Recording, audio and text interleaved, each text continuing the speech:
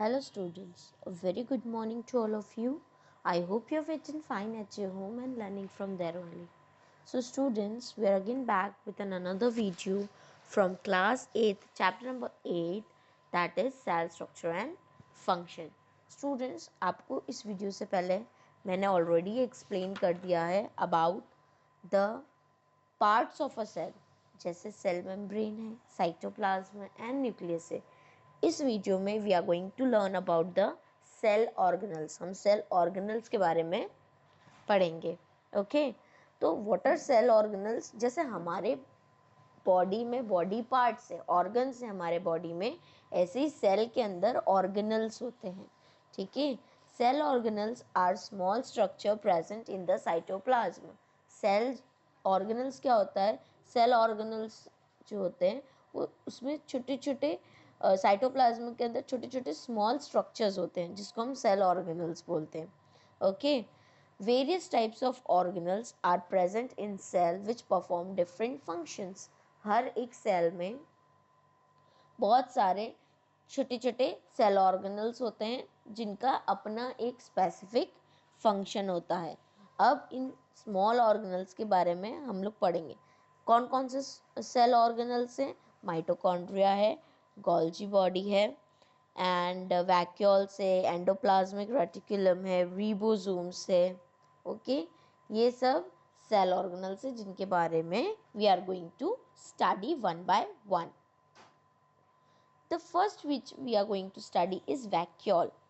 Vacuole एक बहुत बड़ा स्पेस होता है सेल के अंदर, एक सैक लाइक स्ट्रक्चर होता है वैक्यूल, जो कि plants generally single large vacuole is present.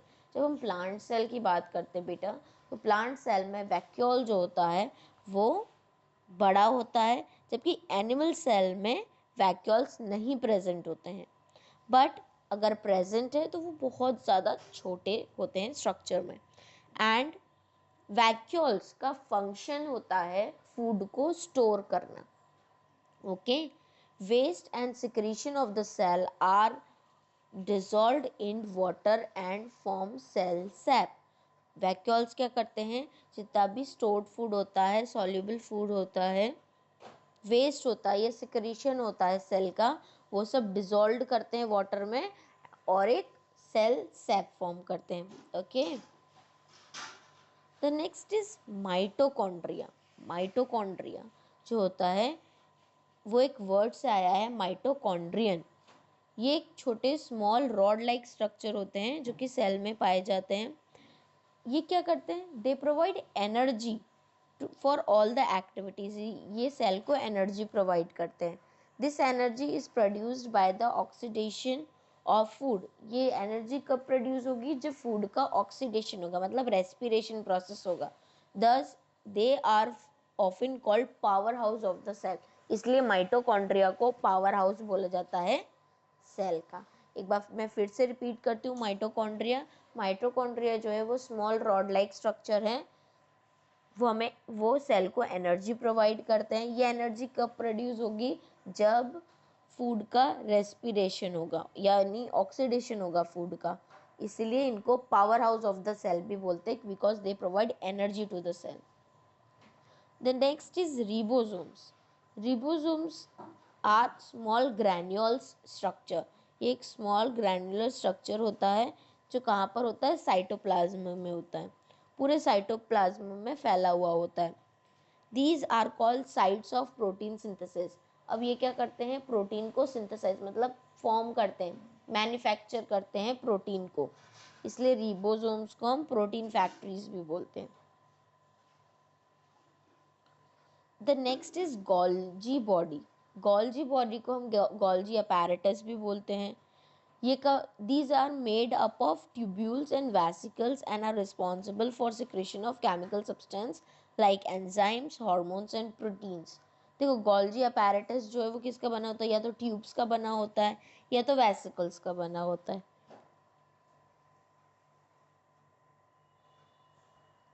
इसका मेन फंक्शन क्या होता है? कि जितने भी केमिकल सब्सटेंसेस होते हैं, जैसे एंजाइम्स हुआ, हॉर्मोन्स हुए, प्रोटीन्स हुए, इन सब का सिंथेसिस करता है. In plants, Golgi apparatus are called diectosomes. Golgi apparatus को plants में diectosomes भी बोलते हैं.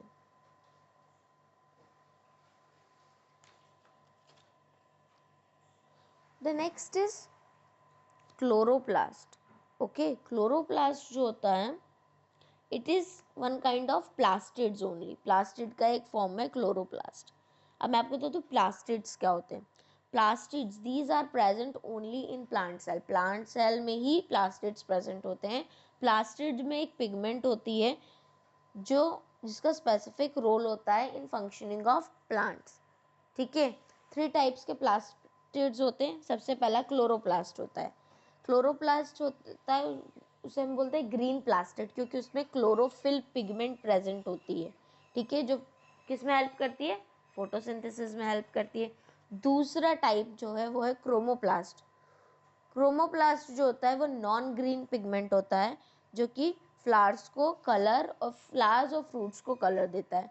ल्यूकोप्लास्ट एक कलरलेस प्लास्टिड होता है that only helps in the स्टोरेशन of food. सिर्फ फूड को स्टोर करने में हेल्प करता है. ओके, और भी हैं. लाइसोसोम्स है. लाइसोसोम्स जो होता है वो फॉरेन पार्टिकल्स को डिस्ट्रॉय करता है ताकि वो सेल के अंदर एंटर ना हो पाए. जब भी वो सेल के अंदर एंटर होते हैं तो फॉरेन पार्टिकल्स को डिस्ट्रॉय कर देता है लाइसोसोम. लाइसोसोम्स को हम सुसाइडल बैग्स भी बोलते हैं because they digest their own cell if they get damage. अगर उनका खुद का सेल डैमेज हो जाएगा तो अपने सेल को भी डाइजेस्ट कर लेंगे. ठीक है, अपने सेल को भी खा जाते हैं, इसलिए उनको सुसाइडल बैग्स बोलते हैं. Okay, now on the basis of nucleus cells are of 2 types. 2 types के सेल्स होते हैं, यूकैरियोटिक एंड प्रोकैरियोटिक सेल. तो one by one we will see what are eukaryotic cells and what are prokaryotic cells. ठीक है, prokaryotic cells की जब मैं बात करती हूँ तो प्रोकैरियोटिक सेल का जो वर्ड होता है प्रो का मतलब होता है प्रिमिटिव, पहले का, और कैरियन का मतलब होता है nucleus. Okay, the cells that do not have well developed या well organised nucleus due to the absence of nuclear membrane are called prokaryotic cell. ऐसे सेल जिनका न्यूक्लियस वेल डेवलप नहीं होता है या फिर न्यूक्लियर मेम्ब्रेन की वजह से अच्छा नहीं होता है, मतलब वेल डेवलप नहीं होता, वेल ऑर्गेनाइज्ड नहीं होता, ऐसे सेल को हम बोलते हैं prokaryotic cells. These cells also lack the cellular organelles like mitochondria, endoplasmic reticulum, chloroplast, lysosome etc. इनमें हो सकता है कि सेल ऑर्गेनल्स, सेलुलर ऑर्गेनल्स भी ना हो. ठीक है, the organism with this kind of cell are called prokaryotes. ऐसे ऑर्गेनिज्म जिनके पास प्रोकैरियोटिक सेल होता है उनको हम प्रोकैरियोट्स बोलते हैं. एग्जाम्पल इसका bacteria and blue green algae. The next is eukaryotic cell. Eukaryotic cell, eu का मतलब होता है ट्रू और कैरियोटिक का मतलब, कैरियन का मतलब होता है न्यूक्लियस. तो ऐसे सेल जिनका वेल ऑर्गेनाइज्ड न्यूक्लियस होता है, उनके पास न्यूक्लियर मेम्ब्रेन होती है, उन सेल्स को हम बोलते हैं यूकैरियोटिक सेल्स. अब ऐसे ऑर्गेनिज्म जिनके पास यूकैरियोटिक सेल होता है वो उनको हम बोलते हैं यूकैरियोट्स. ठीक है, एग्जाम्पल है plants, animals, fungi, protozoa and etc. Next, we are going to compare animal cell and plant cell. Plant cell और animal cell के बीच में हम comparison देखेंगे.